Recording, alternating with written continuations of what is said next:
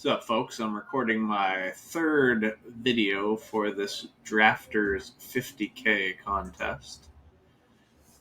Entering the draft room, I'm going to find out what our draft spot is. Haven't had a really good one in this one yet, but sometimes you have to be patient. So we have spot 12, which is one I actually like quite a bit. I'm definitely a fan of spot 12. Don't really like, being in the 7, 8, 9, 10. Once you get to 11 or 12, I don't mind it. And obviously, first 4 are great. First 5 are fine. Pick 6, you gotta kind of take Dalvin Cook right now, I feel like. So, don't love it, but also Dalvin Cook is one of the more likely people to kind of win you this type of tournament. So, it's fine if you end up there.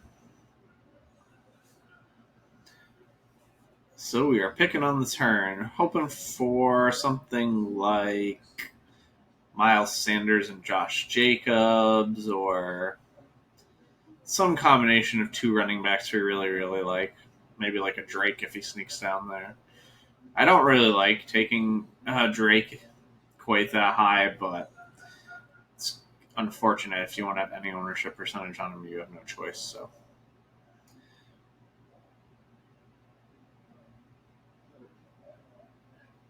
You kind of just have to take him there. A lot of times we're seeing him go at pick 8 even in these drafts.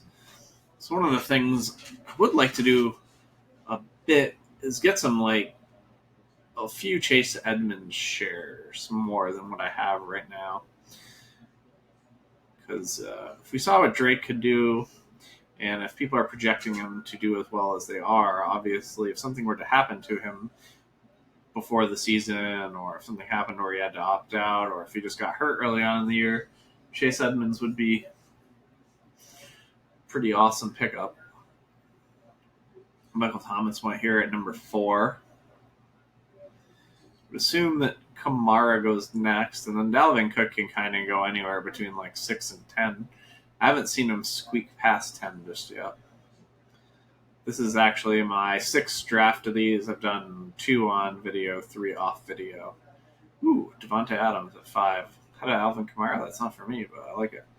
I did one of these drafts on camera for the 25K. I actually got Devontae Adams round 2 somehow, and I picked 6th. So I ended up getting Dalvin Cook and Devontae Adams in my first 2 picks.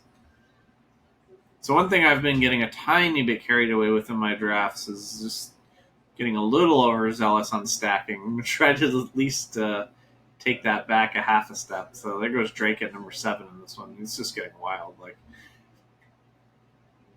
He's where Miles Sanders was a little bit ago on the overhype. I don't have a single share of Derrick Henry in any of these types of contests yet, so I wouldn't mind getting one of those. But it's pretty hard to come by. He tends to go in this 7 to 10 area. And I'm usually just taking a Dalvin Cook or Joe Mixon instead of him. But the next time I have to pick between Henry and Mixon, I should be taking Henry. There goes Mixon. I like Mixon more, but I already have a few shares of Mixon and none of Henry, so. Full PPR obviously is a detriment to Henry, but he finished RB4 in full PPR last year, so it's not like he can't do it. Dalvin Cook down at 9, Derrick Henry at 10. So if pick 11 here stinks Miles Sanders, that will stink, but we'll see what happens.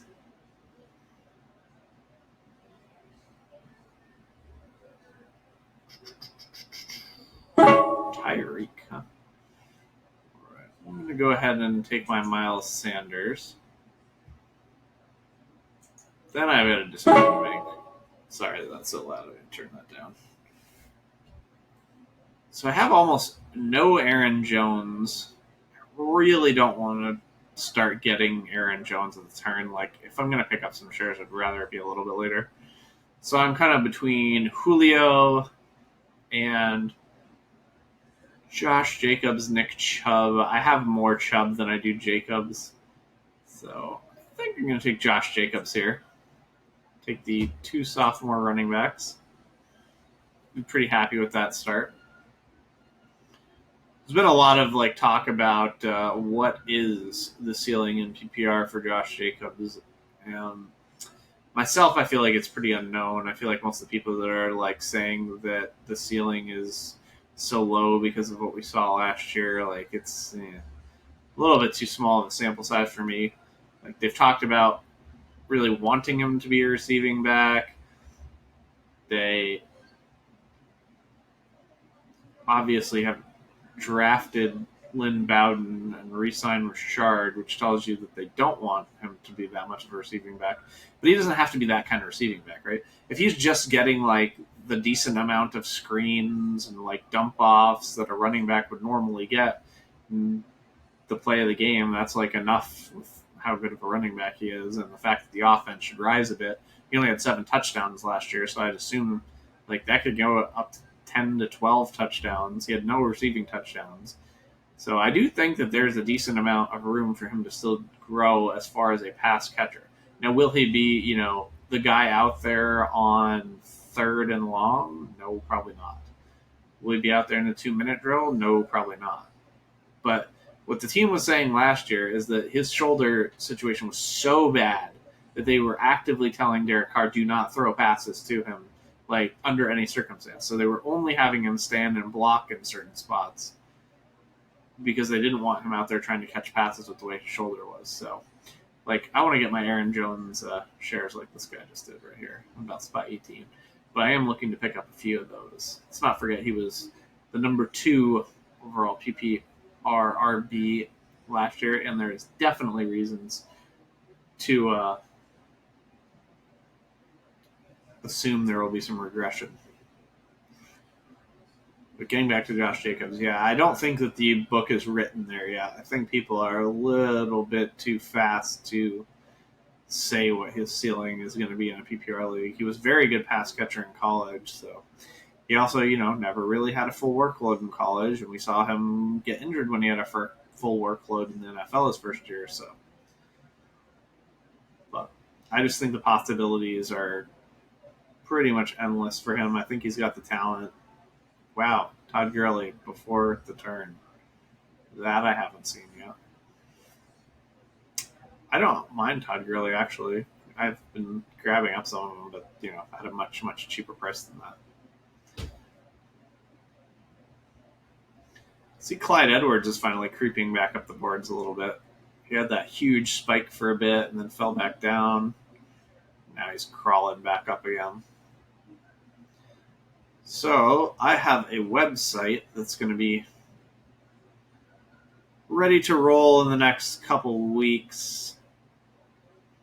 I'm actually adding content on now. Take a look at it real quick here. This is our front page. The website is bestballin.com. I'm not going to put a link to this yet in the description because it's not even close to ready yet. I'm just giving you guys a preview. Talking about roster constructions and rankings and whatnot. Going to have videos and articles. The only thing I've actually started to fill in is the rankings, and I've only had a chance to do QBs so far. So I'm going to wait till I get 5 or 6 articles, 5 or 6 videos, and all the rankings filled in before I start really advertising this. But I just thought I'd give you all a sneak peek on here. So roster construction is definitely the thing I've seen the most problems with people who are posting lineups on Twitter and whatnot. And we'll talk a bit more about roster constructions here and after my next 2 picks.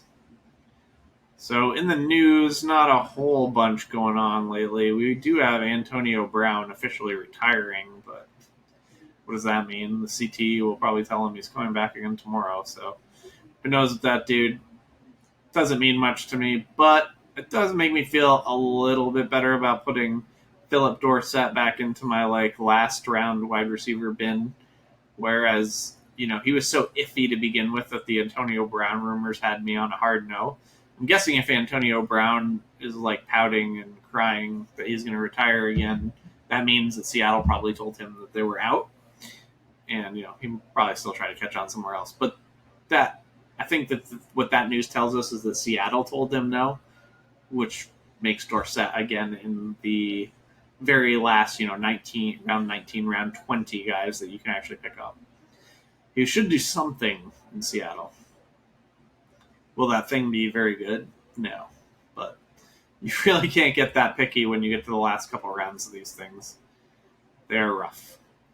Chris Carson going early, huh?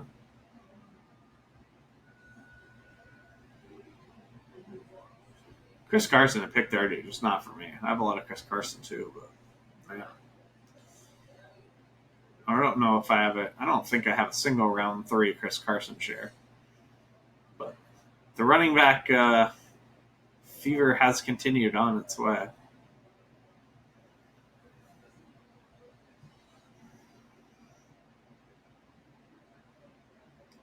But these 12-team leagues are rough, and we are at the turn. I'm open-minded to taking a wide receiver and a running back here. I'm a little hesitant on taking a Mark Andrews or an Ertz. I don't mind them a little deeper into round 4, but on the turn, not so much for me. Kind of was hoping Amari Cooper would make it to us. That's a bummer. So this guy's going to take Allen Robinson, then we're going to have definitely some difficult choices to go with. I will probably end up taking A.J. Brown and then one of Melvin Gordon or James Conner. Probably going to go with a Melvin Gordon just because I've been getting a decent amount of James Conner, and with his injury possibilities and the fact that they've just wanted to reduce his workload, I don't want to push too much James Conner. I think I have him in both of the first 2 of my drafts of this type. Ooh, wow. So you can take Allen Robinson, which is 100% what we're doing. He has a bye week 11, which is something I want to get into in the future. I'm going to write an article about is that bye week 11 is definitely a problem bye week. There's so many value guys at this bye week, so when you take one, you kind of start to squeeze yourself because you can't. With the roster construction I use, I only take up to 2 wide receivers or 2 running backs with the same bye week. So I'm either going Melvin Gordon or A.J. Brown.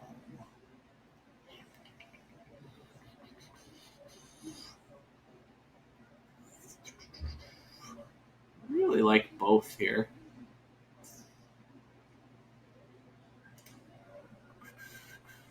All right, let's take Melvin Gordon and just kind of solidify this RB situation a bit. It's really nice when you get 3 RBs in the first 4 picks because then you can just start fading if there isn't decent value on the board, which is awesome. So getting back to roster construction a bit, like we said we were going to. So the main thing I've had people ask me about is why are you so firm on only having 2 running backs with the same bye week? Why are you so firm on only having 2 wide receivers or 2 running backs with the same bye week? Why will you never draft 2 tight ends the same bye week or 2 QBs? And we're going to go take a look back at my original Best Ball Primer. I'm going to be doing a new Best Ball Primer article for the new website once I'm up and running. But this is the one I wrote in 2019 for Big Dogs Fantasy. And I've been in the best ball space now for 4 years. And for the first 2 years, it was a known thing in the best ball world that the correct roster construction to use was 3-6-6-3. So you were using 3 quarterbacks, 6 running backs, 6 wide receivers, 3 tight ends, right? That's what all the guys like Davis Maddock and the dudes who first started writing articles about best ball were kind of using. And what's changed since then? Well, in 2019, we finally got to mine data and find out that roster construction was not optimal. So what we found out by mining the data off draft, Big Dogs Fantasy got all this data from draft on all their big contests and all even the small contests, but most importantly, these bigger ones. So we really got to see what the best roster constructions were.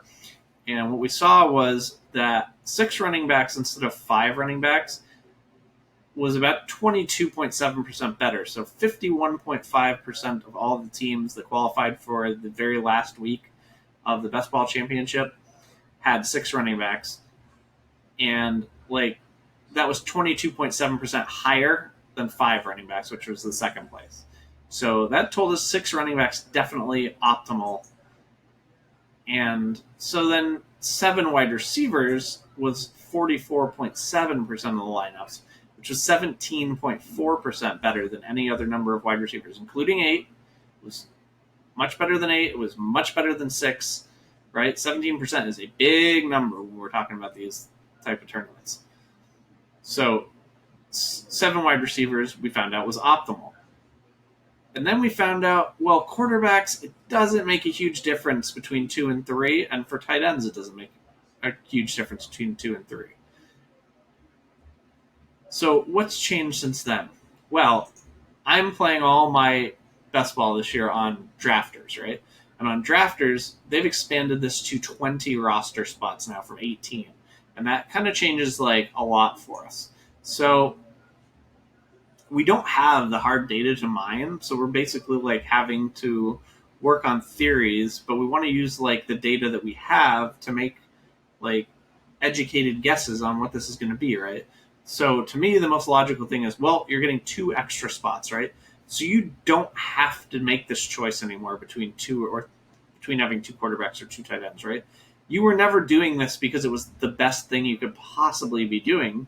Like, we were doing this because it created 7 wide receivers, which was quite a bit better than 6, but I will also note was quite a bit better than 8.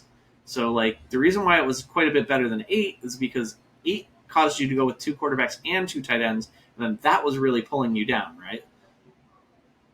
So 7 was as much better than 8 as it was 6. So what that tells me is we want to go back to 3 quarterbacks and 3 tight ends now that we have these 2 extra spots. Just checking to see how far it is till my pick. All right, so we can get back our quarterback / tight end for free and have 3 of each again, like the old 3-6-6-3 format where we started out as. And you still get your 7th wide receiver, right? You still can have your 7 wide receivers. You can even have 8 wide receivers now. At some point, there becomes diminishing returns, even on wide receiver. Like, any quarterback that scores higher in your week is going to get in there. So are the wide receivers. So are the tight ends. Some tight ends are going to be really good, even in your flex some weeks. And that's something like people will get lost on too. Like, I had somebody last year kind of question when I kept taking Waller and Dissly in round 18 as a 3rd tight end, and they were just kind of like, why? Like, you could be taking a wide receiver here. And I was like, well, I don't think that these guys are that much worse than the wide receivers as far as a flex play. And, like, it turned out, in my opinion, that I was right. Like, Waller ended up, outscoring most of the round 18 wide receivers. There were some that beat him, obviously. There was, your Chark, your McLaurin up there, and for Dissly, I mean, he performed very well until he got hurt, so you can't say that was a bad pick, obviously. The injury sucks and whatever, but you can't just, like, base all of your opinions on when that happens. So I'm going to have to lock in on what I'm going to pick here before I continue on that story. So we really kind of want to avoid taking Devontae Parker here because we have Allen Robinson already as a bye week 11 wide receiver. So I'm looking at probably taking 1 wide receiver and 1 running back, or doing something a little different here. So being on the turn, we get kind of a unique opportunity here that hasn't been presented to me much. So I'm going to take it because it's been really difficult to get. So my number 3 quarterback overall is Dak Prescott. It's like questionable. Like, I kind of feel like I want Dak Prescott in my tier 1 of QBs, but it's really hard to put him there when you're taking him in round 6 with other QBs and you're not ever taking him in round 3 with the top 2 guys. So what I'm going to do is take Dak, and one of my problems with Dak is that it's so hard to stack him, right? Well, we've got the choice of taking Gallup right off the bat, who I like here, and I don't have much ownership on. It's going to do that and just put those 2 together, and now I know I've at least got 1 piece to go with Dak. So who are we taking Gallup over at wide receiver? is it like that bad? It's like we're taking over T.Y. Hilton. I'm comfortable with that. AJ Green, I'm fine with it. You know, Hollywood Brown or Landry, I think it's fine. Like I don't feel like we're taking Michael Gallup like incredibly early just to get our stack going. So that's around 5-6 turn. Slightly earlier than I would like to take Gallup, but I think it's all right. So I think if I didn't decide to take Dak Gallup there, I would have actually taken Hollywood Brown as my wide receiver. I just am not into T.Y. Hilton. I can understand why you would take him there though. I probably would have taken Hollywood Brown and Cam Akers or Kareem Hunt, maybe Mark Ingram. Actually, I like Mark Ingram quite a bit. He's a guy I need to get a little bit more of. All right, so sorry about that. We got a little sidetracked there doing our picks on what we're talking about for roster constructions. So you're getting to go up to 8 wide receivers now because you have 20 rounds, right? So you can get your 3 quarterbacks, you can get your 3 tight ends, you can still stick with your 6 running backs, and you can now get 8 wide receivers. My opinion, I don't see any reason when you're looking at the data from what has been the best in the past why that wouldn't be the best now. Like, you do see a point of diminishing returns at 8 wide receivers in the past, right? Like, when we ran these numbers, 8 wide receivers was the point where you now were getting negatives because you were taking too much of other positions. So you can get those back plus move up to 8 wide receivers. So to me, it's pretty obvious that we should be taking 3 quarterbacks, 6 running backs, 8 wide receivers, 3 tight ends. Now, I don't ever take 2 tight ends or 2 quarterbacks at the same bye week. Because then if you have like one person get hurt or one person go out for COVID and the other person's on a bye week, then taking a big fat 0. And we want to minimize these zeros. Like, I understand that we're going for ceiling, but having a 0 in your lineup massively lowers your ceiling for that week, right, guys? So, like, you got to look at it that way as well. So I don't take more than 2 running backs or more than 2 wide receivers with the same bye week, which is why bye week 11 seems to be a particularly difficult one. And I would say the second worst bye week is week 7. There's just so many good value guys on those bye weeks, and if you fill them in early, it becomes quite a problem limiting your choices. If you want to stick to the 2 of each, like I think is optimal. Like I've seen some guys' rosters out there where they have, like 4 wide receivers in the same bye week, and I'm just like, oh boy. So like 1 or 2 injuries, and you're just taking the worst scores as well as the zeros. So like not every 0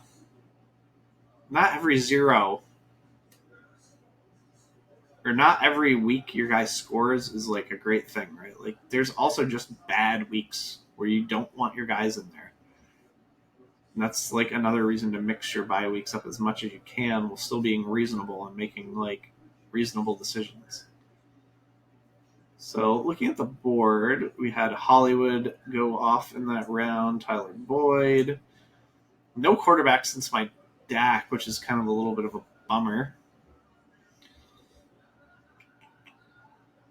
If like nobody takes a quarterback and like the whole entirety of tier 2 is there when it comes back to us, then that usually means we've made a mistake taking Dak where we did. But we'll see. Somebody's complaining in here that there's like 2 people with similar draft names in there. I think it's just because they took like automated names, like they just didn't fill in their name.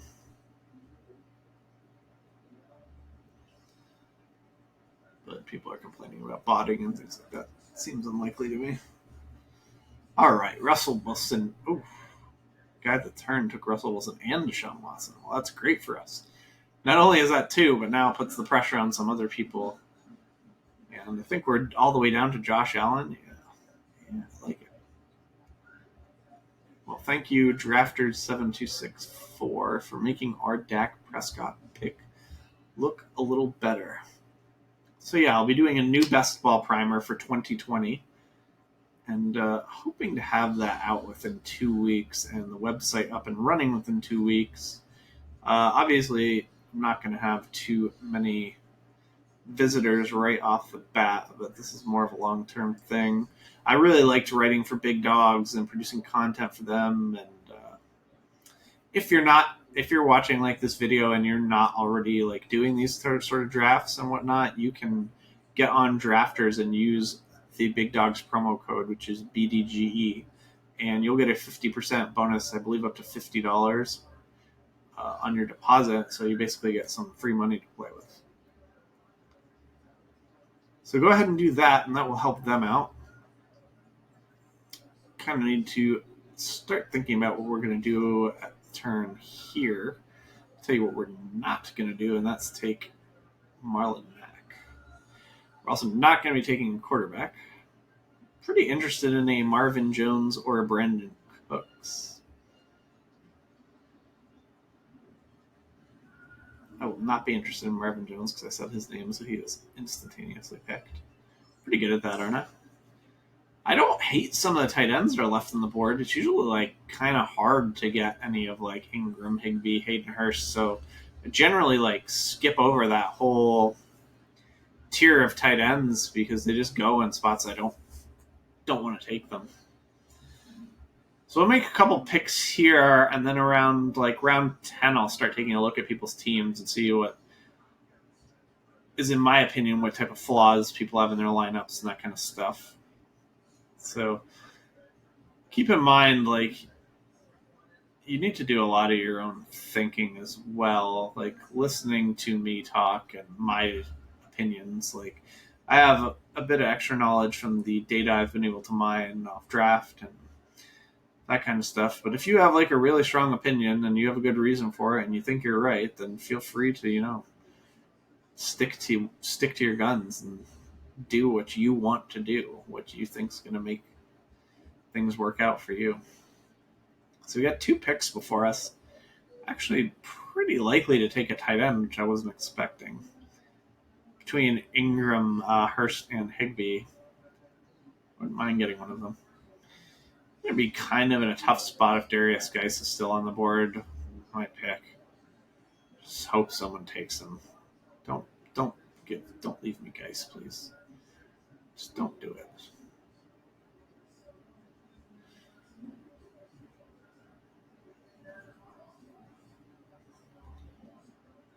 Pick 80 in the mid 80s for Geis, man. I just feel like his upside is so high if he was to ever stay healthy, which I realize is like so unlikely. But in this sort of a contest, that's kind of the thing you need to have happen. Yeah, shit. So now I'm a little conflicted because I definitely don't see taking a Higbee or a Hurst over Geis. I feel like I have to take him. Then I have the decision of, do I want like a Brandon Cooks or do I want one of those tight ends?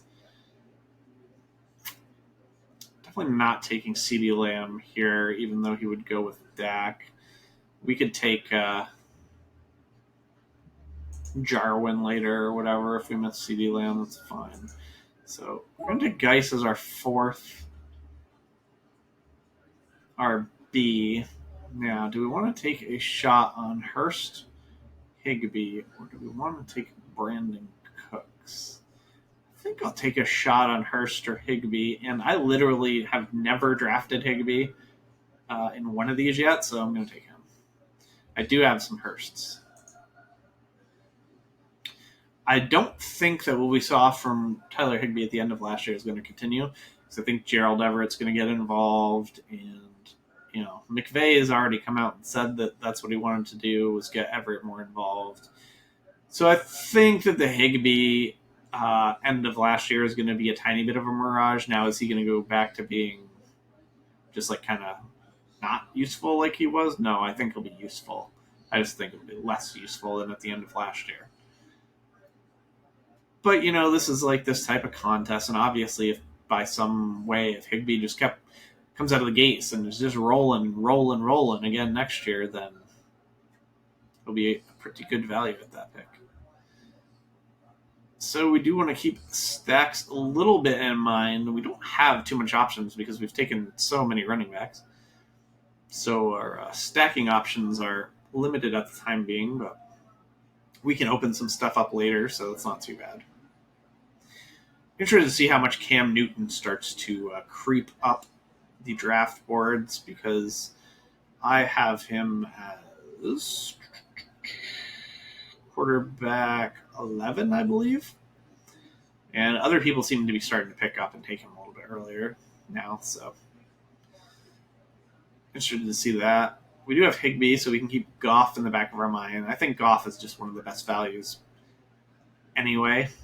Problem is that you already missed, like Cooper Kupp and Woods. But any one little stack piece you can get matters. The more you can get, the better, up to 2.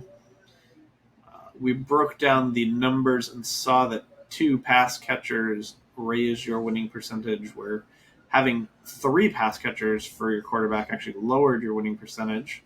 My assumption is that the bye week / pooped their pants weeks just wrecks you too much and like just lowers your ceiling too much once you've got 3 players tied to that quarterback.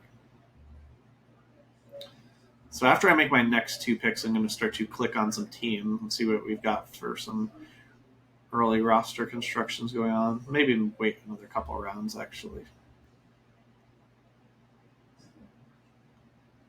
So you're probably wondering like what the goal is in creating the website. There isn't really like a long-term financial goal.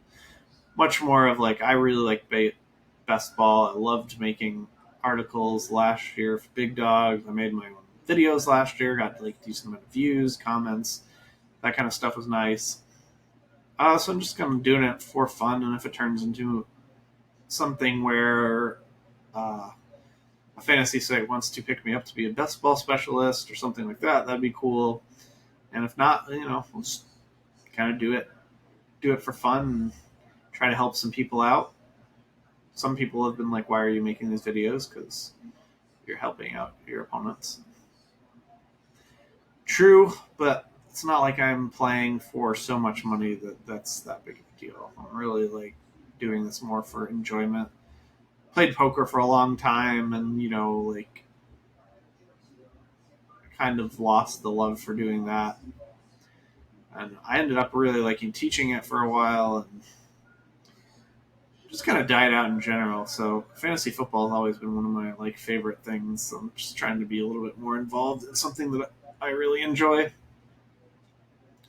So let's scout out some picks for when it comes back to us. Keyshawn Vaughn still on the board is on my radar.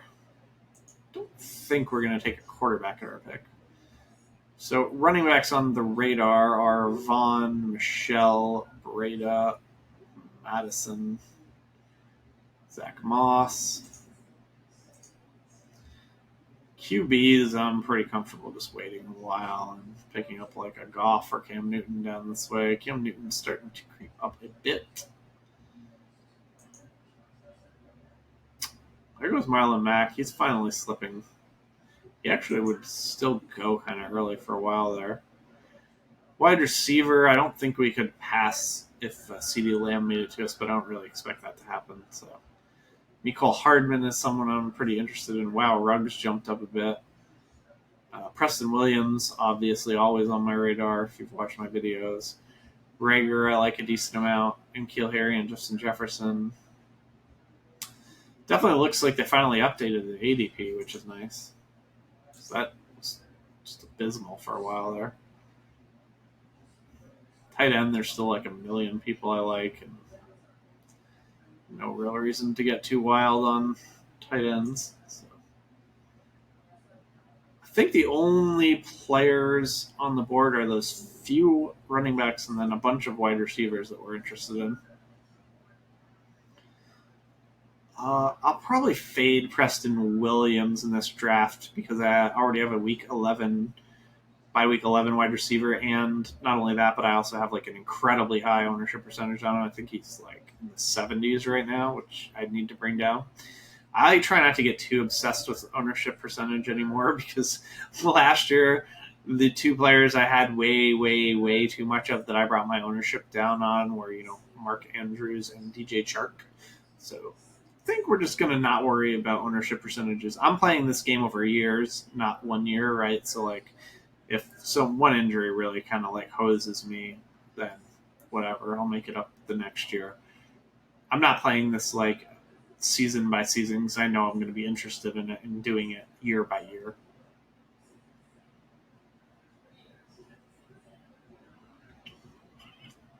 Breda and Pollard went off the board. Wow, there's only one pick before us. Don't do it, buddy.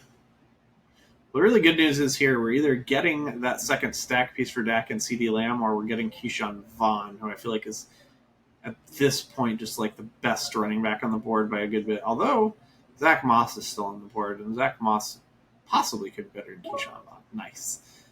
So there goes Keyshawn. So we're definitely going to take CeeDee Lamb and have Lamb and Gallup to go with our Prescott. Really liking the way that worked out. Then we're either taking Zach Moss or one of these wide receivers. So let's make a choice there.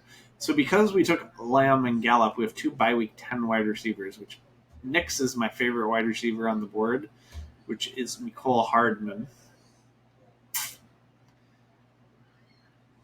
I feel like I can definitely just get 2 wide receivers. I like even next round quite a bit. So I'm going to go ahead and take Zach Moss over Madison. I think I am, only because like I have an absurd amount of Madison at this point too. So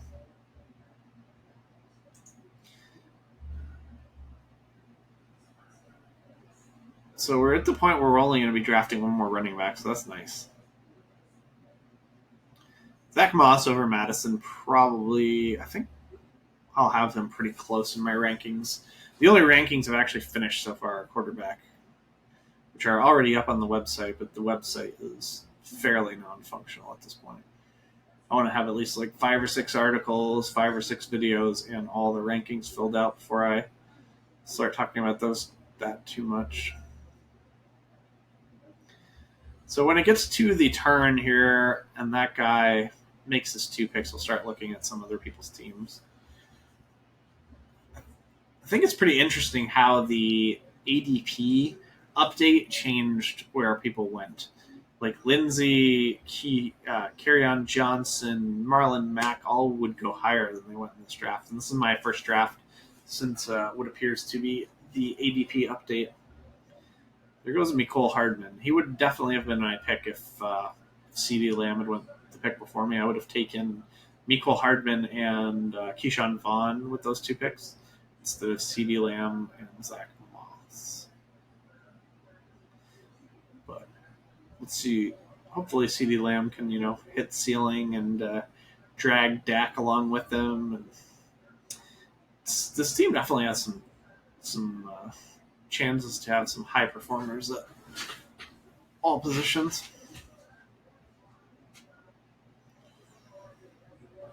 Fairly certain we'll take 2 wide receivers when it gets back to us with our next picks, but nothing is written in stone. I tend to be a little wide receiver light on these because I'm picking RBs so often early on. I do have a few 0 RB teams I've drafted, but it was a little easier back when I was doing them because you could get James Conner in round 4 and Chris Carson in round 4, and that seems to be not going away, but you don't know that you're going to get them anymore.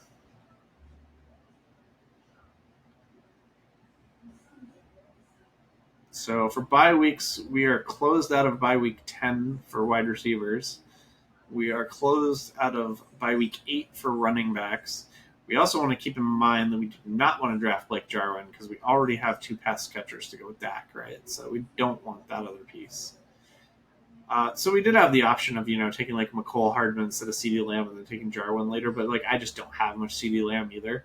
So it was like really cool to get a rare share of him while also having it be a stack piece for Prescott. So after this drafters guy makes his 2 picks, we'll take a look at his team see what he's got going on, and then kind of start to go down the teams. It'll stop a couple picks before mine, so I can kind of map out what I want to do. Sony Michel just went off the board ahead of Madison. That guy's kind of in a tough spot as well, picking kind of like I was with Moss there. Definitely would have taken Madison if I wasn't starting to get a little bit crazy on my ownership percentage of him. He's got to be one of my most owned people. N'Keal Harry, Preston Williams, Miles Sanders, Alex Madison, Dalvin Cook even I have a ton of ownership on. Just because Dalvin Cook will slip past that 6, quite a bit, and then I'll just keep grabbing them up. All right, so drafters made their pick. He has 12 entries in. Do we see anything egregiously bad going on? He does have Godwin and Evans, but no Tom Brady. He doesn't have any stack pieces for Russell Wilson or Deshaun Watson, which I don't really like. He has an incredibly good wide receiver group going with Godwin, Evans, Robert Woods, Terry McLaurin, and Anthony Miller. Doesn't have a tight end yet, but that's fine. He has 2 great quarterbacks. And then his RBs are questionable. So he's got Christian the God McCaffrey, but then he's got Tevin Coleman, Latavius Murray, Boston Scott. This team doesn't thrill me as a first overall pick team. Most of the teams I see with Christian McCaffrey and pick 1, I am like, holy crap, how do you beat that team? This team's very, very good. And definitely has really good wide receivers and quarterbacks to go with Christian McCaffrey, but the rest of his running backs are definitely weak enough that I think this team can kind of be had a bit. So let's move down to the next team we got going on here. Tiki Garden. It's got Aaron Rodgers. No stack pieces for him. Juju Jarvis, Fuller, Sanders. I am just not into Emmanuel Sanders. I'm a Saints fan. Like, you really only want the couple guys for the Saints, and that's it. Like, I don't like Jared Cook. I don't like Emmanuel Sanders for fantasy. They'll have their week or two, but that's about it. Like Zach Ertz is the number 1 tight end, and at RB, he has Saquon, Fournette, Singletary, Darrell Henderson, and Sony Michel. Pretty good mix. I think Singletary, Darrell Henderson, I think they're all right, guys. All right, so we got only one more pick before us here.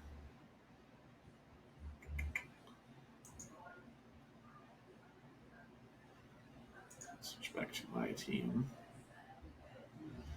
Take a quick look at running back just to see if anything crazy has happened as far as someone slipping down. Chase Edmonds, dude, I definitely want more shares. I can't get him here because he's by week 8. Joshua Kelly is a guy I really want to get a couple shares of that I have like none of, but I'm not doing that now, so we can pretty much get out of there on the RBs. Quick look at tight end. Yeah, it's going to start getting a little thin if I kick the can down the road on tight end, so we could consider them. Being that I already have Lamb, I'm not too interested in picking up another one of these rookie wide receivers. If I was to pick one, I think it would be Justin Jefferson. I feel like his workload is pretty safe. I'm going to do is take N'Keal Harry here as my 4th wide receiver and try to see if Cam Newton will still be on the board when he gets back to us. So now I'm between taking like Fant or Hawkinson or another wide receiver. Preston Williams, definitely my favorite wide receiver on the board.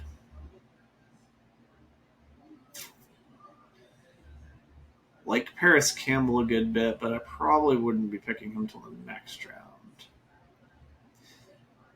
Don't really want to get a share of Golden Tate and block myself on week 11s. So I'm between Justin Jefferson and one of the 2 tight ends. I'm going to go ahead and take Justin Jefferson because I think if something happens to Thielen, he's going to get like 400 targets this year. So we went Harry and Jefferson there. The reason why I took Harry first, even though I ended up taking a rookie wide receiver, is like I wanted a little more time to think. So it's like I might have taken just Jefferson over Harry, but by taking Harry, I left myself more options. Like, yeah, you can or can't take a rookie wide receiver if you want one. You could take Rager or Jefferson.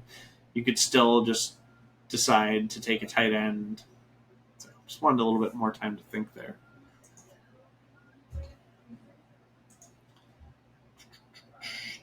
So we're looking at team that picked third here. He's got no quarterback. He's got Zeke, Clyde Edwards-Helaire, DeAndre Swift, Mac. It's not terrible, but it's not that strong. I really don't like having Edwards-Helaire and Swift. I don't like having two of those rookie running backs on your team. His wide receivers are like mediocre: Keenan Allen, Boyd, Edelman, Crowder. He already has 3 tight ends on his team while taking George Kittle. I think that's like an absolute disaster. Like, I mean, obviously having George Kittle is fantastic, but having 2 other tight ends this early when you have George Kittle is just awful. Don't do that. Don't do that, folks. You should be taking like your second tight end really late and your third tight end super late if you're taking, a Kelsey or Kittle. Like, their price being in round 2 compared to Andrews and Ertz being round 4 is significantly different. So Fenton Hawk went off, but I still think there'll be a tight end we don't mind in our next pick. Let's continue on checking out people's teams.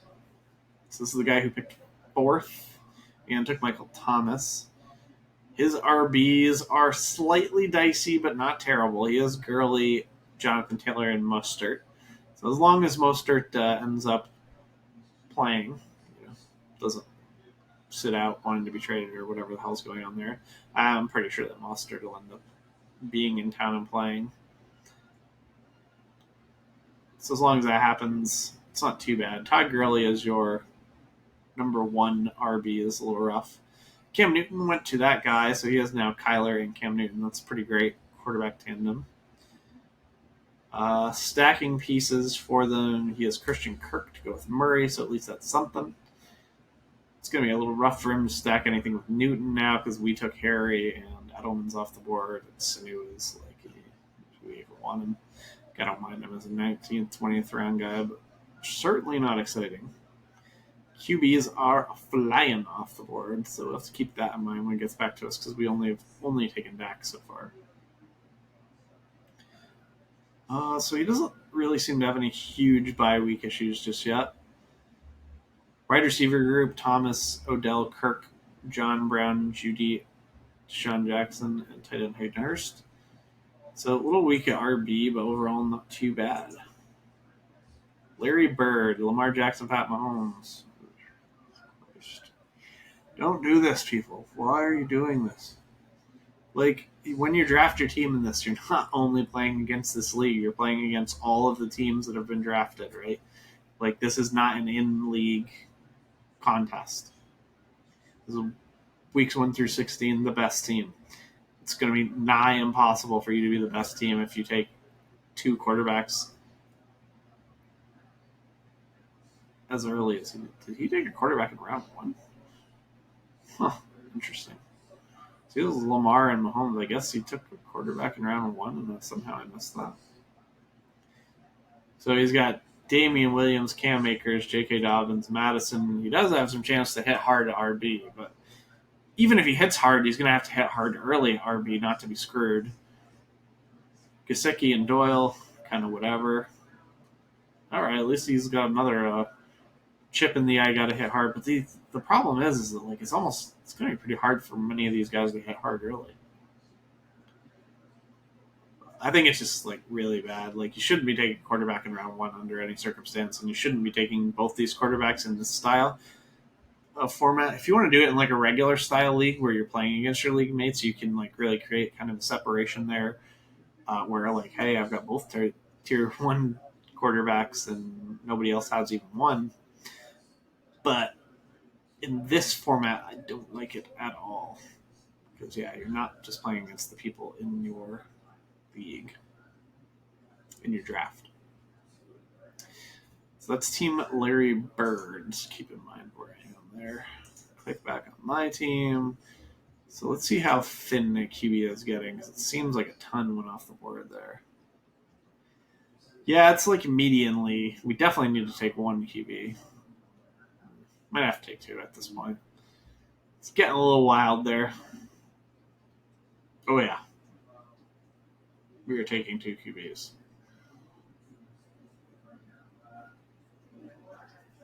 I don't think I really have any stacking pieces since Kirk Cousins went there.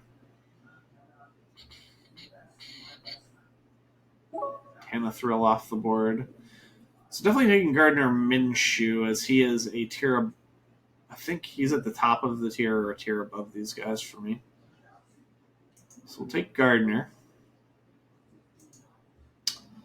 At least there's usually like a late LaVisca you can get to go with him, or like Connolly, or even Eifert, who I don't hate taking in the last couple rounds. Chase Edmonds still on board. Wish I could take him, but I can't because of this bye week. Tight end still seems pretty beefy. I think if we fade quarterback this pick, it could be to our detriment. Do we want to roll the dice on it? I don't really want to. So do I want Teddy Bridgewater or Drew Lock?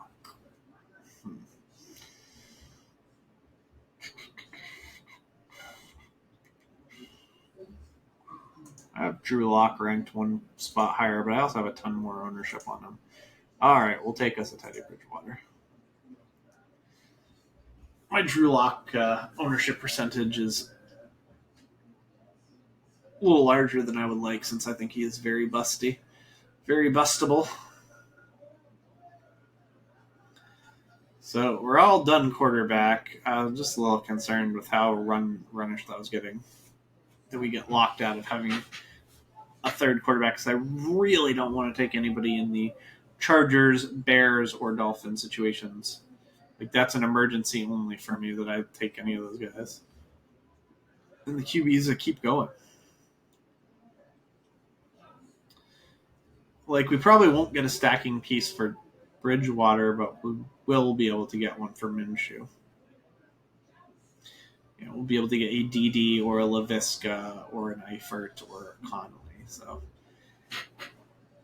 So last year, I did an article called Stack Openers, and it was like quarterbacks you could take where a lot of their players were still to be drafted after them because the players had lower ADP. And, you know, last year it was like Lamar Jackson was a stack opener because Andrews and Hollywood both went after him. And another stack opener was Josh Allen because all his targets were going after Josh Allen was. So the stack openers for this year that I kind of like are Derek Carr, because you can always get Tyrell Williams pretty late. And you can usually get Renfro like reasonably late. And Gardner Minshew is another guy I really like as a stack opener, just because so many of his targets go late.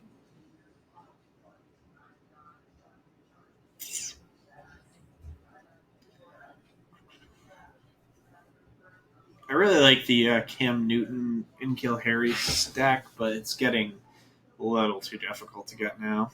They're both kind of moving up the board. Like, I was hoping Cam Newton would make it back to us, and he didn't even come close. Like, not only did he go off the board, but like 8 other quarterbacks went off the board deeper. At least we didn't get completely screwed in that. I like Minshew quite a bit. Like Bridgewater, I'm not that high on, but a lot of other people are for this year. So he's one of those guys I'm just like taking some of because I know I'm wrong sometimes, and if I'm wrong, then I'll want some of them. Tight end, we're not Sue. Oof, that guy just took Antonio Brown. That's rough.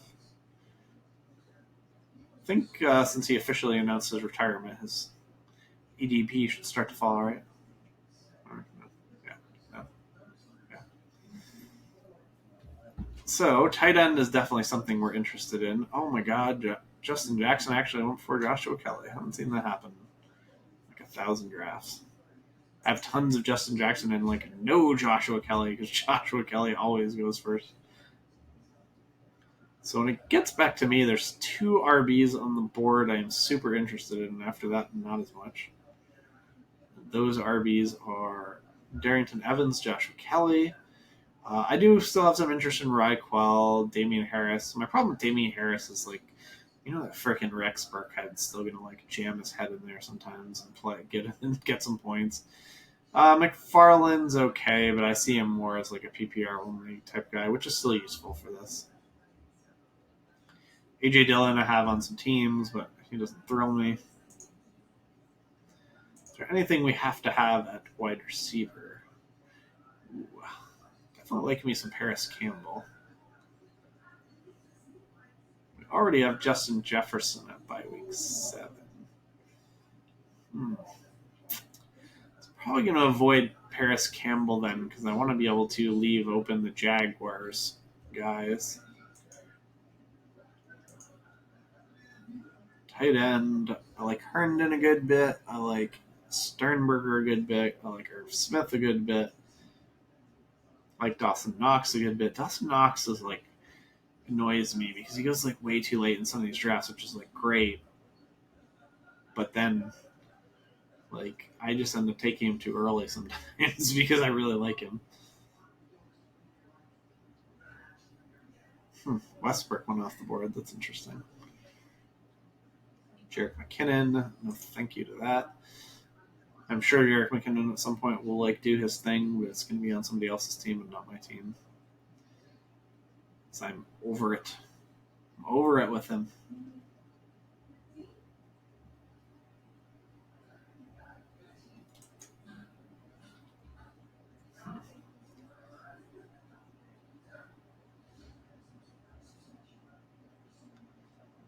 So kind of interested in LaVisca. Could fade tight end a whole nother go around. That seems like it would start to get pretty rough if we did it. There goes Darrington Evans.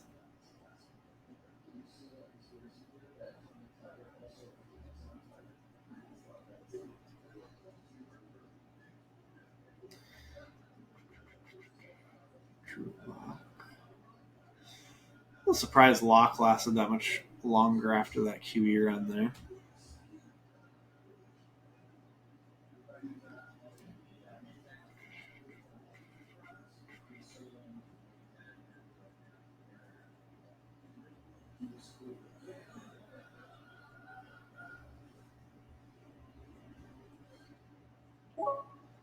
Hyde, huh?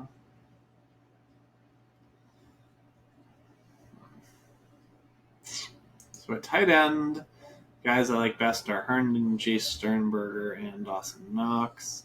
If I take Herndon, I can't take Dawson Knox later. At wide receiver, I'm pretty interested in LaVisca. Not super interested in anybody else at the moment. Could just end up with Chris Conley later, but I like LaVisca a decent amount more. At RB, I definitely would love to get a little bit of Joshua Kelly. Take that first. I haven't really been able to get like any shares of him. So now I'm deciding between LaVisca or a tight end, which I think I would take Herndon first. I think since our first tight end is Higbee and not somebody like Zach Ertz, I'm not willing to push tight end another round. So like if our top tight end here was like one of the big 4, I'd probably be a little bit more willing to gamble that a tight end would make it back. So this is what I was talking about, how I was getting a little too crazed with the stacking and making like choices like I would have taken LaVisca there and kind of put myself in a bad spot at either my last running back or push my tight end spot down a bit much. Here goes LaVisca. So I'm not even sure where we were checking out the teams here. Ooh, yeah, this is the Mostert team. We checked that team out a bit. Larry Bird. This guy's been in a bunch of autographs. Ooh, he's the one that made the mistake. He's made a few mistakes in these things. Seems like he's in a ton of them, so. I just don't understand. Oh, he took Devontae Adams, and then he took. Okay. It makes more sense to me now. So he took Devontae Adams, then he took, Lamar and Patrick Mahomes. I still don't like it because of, you're not playing against this league, but I don't think he's a complete mo now. Clint, do you have any stack pieces for Breeze or Wentz? You do not. Let's get a Wentz one. Dallas Goedert. Well, he sort of got a Breeze one in Alvin Kamara, but I don't really consider running back stack pieces, though. If there are ones that count, it's, Kamara and McCaffrey and those types. So he's got Kamara and Carson on bye week 6. Nothing too egregious in bye weeks going on there. Hopkins, Sutton, AJ Green. Definitely got a pretty high upside wide receiver core. Let's check out the second drafters guy. QBs, all different bye weeks. His running back group's pretty weak. He's got Drake and Aaron Jones, which is great, but then he drops all the way into Pollard and then Duke Johnson and McKinnon. Wide receiver, he's got DJ Moore, Calvin Ridley, DJ Chark, Hollywood, Marvin Jones. Really, really good wide receiver group. Tight ends are Ian Thomas, Irv Smith. Don't love it. I like Irv Smith a decent amount. I am not an Ian Thomas guy. I kind of wanted to be one, and then the more people talked about the weapons in Carolina, the more being a Saints fan, I kind of saw why I don't think that's going to work out. So they're going to have DJ Moore and McCaffrey, right, that we know are going to be awesome for fantasy. So I guess pretty difficult to have a third guy be awesome, especially if there's 3 people that you are talking about to be that third guy between Samuel, Robbie Anderson, and Ian Thomas. So I don't really like Ian Thomas anymore. I just see it too much with the Saints. It's like Michael Thomas and Kamara, and then, you got your Latavius mixed in. You've got Taysom Hill mixed in. You're going to have your Emmanuel Sanders. People wanted to be excited about Traquan Smith last year. No, don't do it. Jerry Cook had a really good fantasy year last year, but it was with an absolutely absurd rate on his of efficiency. Dawson Knox really going to make it back to me so that I can cry because I can't take him. Ugh. Gross. I have way too much Dawson Knox at this point anyway. I need to chill a bit. I just think he's a really talented dude. I'm not 100% sure that is going to be fantasy gold for this year. Nice. Now at least I don't have to be sad not taking him. So you got to take him before me. So we'll make our picks and then take a look at some more stuff. I don't think there's any way I'm taking a tight end in this pick. We're going to punt our last tight end spot, so definitely a good thing we took Herndon there.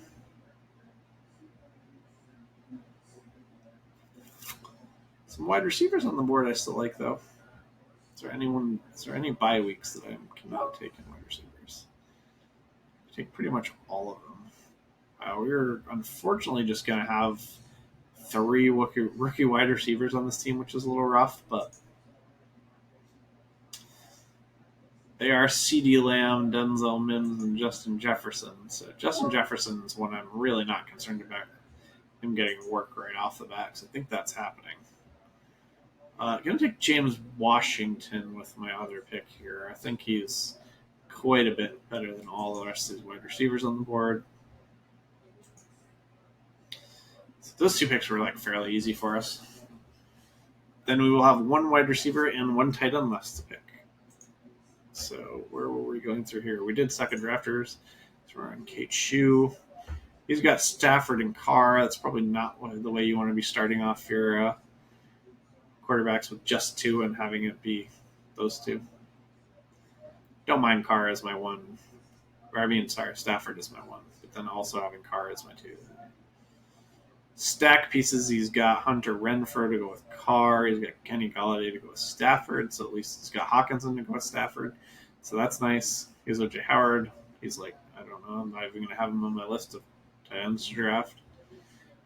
He's got Mixon, Chubb, David Johnson, Kareem Hunt. I hate having Kareem Hunt and Chubb on the same team. It's not like impossibly terrible to do, but like it's just that you have to take Hunt so high that you're taking him to a point where you kind of need something to happen to Chubb, and then Chubb, you have Chubb, so you don't want something to happen to Chubb. He's got Jordan Howard as his RB5. I like that quite a bit. Decent wide receiver group here. You got Kenny Golladay, DK Metcalf, Deontay Johnson, Hardman, Renfrow, Paris Campbell, and Corey Davis. Jonnu, Hawkinson, Howard. It's not terrible. It's nothing great. This team looks pretty medium. Revdar has Allen, Ryan Cousins. His running back group looks a little suspect. He's got Dalvin Cook, and then his second is Breida. He's got Carry-On, Chase Edmonds, guy I like a decent amount, Darrington, who I like a decent amount. Wide receiver group should be fantastic looking at those running backs, right? Have to be. It's got Diggs to go with Allen. He's got Thielen to go with Cousins. He's got Julio to go with Matt Ryan. So, man, he's got some great stacking going on. The other 2 bye week 8 tight ends, which I don't love. So if like Dawson Knox poops his pants or like is hurt for week 8, that's a 0. Definitely has 1, 2, 3 wide receivers with bye week 7. That's not like the worst. I wouldn't do it, but I don't think it's just terrible. He just has a lot of bye week 7 in general. I don't think this team is that great, even though it's very strong at wide receiver, just because like their running back for me is just too much of a mess. Like if you're going 1 RB and then a bunch of like high upside question marks, then I want that 1 RB to not be Dalvin Cook. Krause's got Jones, Mayfield Block, Henry, Eckler. This guy's actually got a pretty good running back core, especially considering he started with like Henry, Eckler. I tend to not like the running back groups that start that way, but that one's not too bad. Wide receivers are okay. Tight ends are okay. This team just looks okay all around. He's got like a little bit of stacking with Daniel Jones and Evan Ingram. Doesn't look like he has much else going on for stacking. Another just okay kind of team there. B Wild's got 2 QBs at the same bye week. It's week 7, and like his QBs are just not good anyway. Tannehill is your QB1. Nope. So if Nick Foles has lost his job by week 7, too risky if he even wins the job, then taking a 0 at the most important position. Hate it. His RB1 is David Montgomery, and RB2 is Ronald Jones. I mean, at least I don't really like having Jones and Keyshawn Vaughn on the same team. James White's like pretty decent for PPR. Ooh, Burkhead just went. I don't like his quarterbacks at all. I don't like his running backs at all. So I assume his wide receivers must be absolutely bonkers. They are good, but they're not absolutely bonkers. Hill, Cup, AJ Brown is definitely fantastic, but then you got Watkins, Golden Tate, Beasley. I don't like having Kelsey and Waller. If I'm taking Kelsey, I'm just not taking my second tight end for a very, very, very, very long time. I don't like that team very much. It's just like too bad at both quarterback and running back. Let's critique my team. I've got Dak, Gardner, and Teddy Bridgewater. It's like okay, but not fantastic.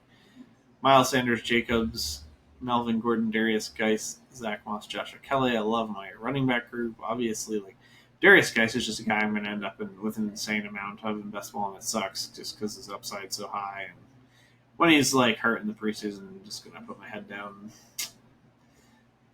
say that's life. Hopefully he makes it, like even if a guy like him, even if they can make it like 5 or 6 weeks, like Disley did last year, like at least they can give you something. But please, Darius, guys, somehow stay healthy. So I really like our running back group. Our quarterback group it's okay. Wide receiver group is also good, but not great. Got A-Rob, Gallup and Lamb, Harry, Jefferson, Mims, Washington. Definitely wish we had like one less rookie wide receiver, and then I'd be a little bit more comfortable with this. Higbee and Herndon, they're like the upside, kind of dangerous tight ends. So we're still looking at adding a wide receiver and a tight end. Stack pieces for Dak, we've got 2. Gardner, we've got 0. Teddy, we got 0, and we're going to have 0. Conley went off the board, so we're not going to get one even for, or we're not going to get a wide receiver for Gardner. I assume.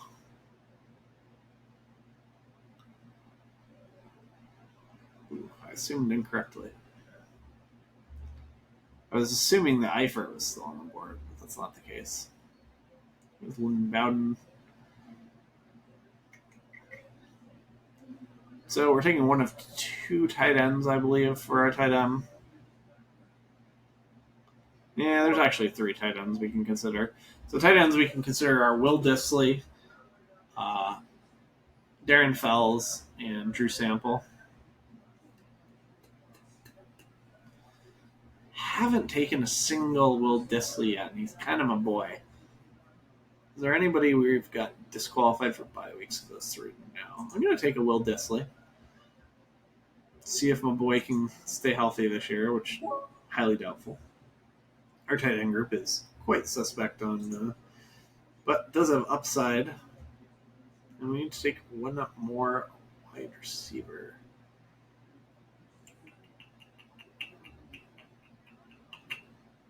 I'm really tempted to take another rookie wide receiver, but I should probably take Amendola and kind of ride off into the sunset with my 3 rookies.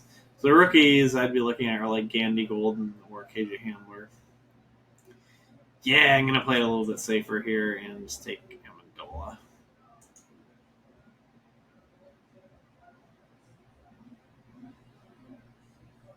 Maybe, if it lets me.